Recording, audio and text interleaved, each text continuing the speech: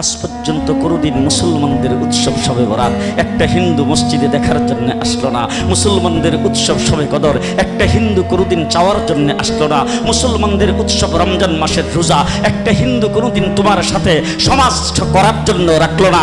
একটা হিন্দু কোনোদিন তোমার ঈদের নামাজে আসলো না। একটা হিন্দু কোনোদিন তোমার সাথে জুমার নামাজে অংশগ্রহণ করলো না, তোমাকে দেখার জন্য পর্যন্ত আসলো না। তার কারণ হলো হিন্দুরা মনে করে এটা মুসলমানের উৎসব, আর তুমি মুসলমান হইয়া হিন্দুর দুর্গা পূজায় কিভাবে গেলা? তোমার কি হয়ে গেল? তোমার কি লজ্জা শরম তুমি ধুয়ে ফেলে দিয়েছো? তোমার কি কোনো লজ্জা শরম নাই? লজ্জা শরম নাই? আবার কি সুন্দর বলতেছ ধর্ম যার যার উৎসব সবাই। হাই হাই হাই, ও মুসলমান যুবকেরা ভালো করে শোনো, ধর্ম যার যার উৎসব সবাই, তাইলে বিয়া যার যার বউ তো সবাই।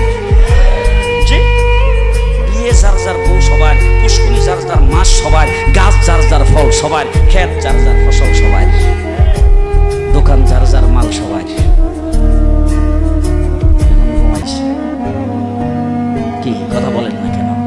তাহলে আমার দোকানের মাল যদি আমার হয়, আমার ক্ষেতের ফসল যদি আমার হয়, আমার গাছের ফল যদি আমার হয়, আমার গাছের নারিকেল যদি আমার হয়, আমি বিয়ে করলে বউ যদি আমার হয়, মুসলমান আমার পুষ্কুনির মাস যদি আমার হয়, তাইলে ধর্ম যার উৎসব তার।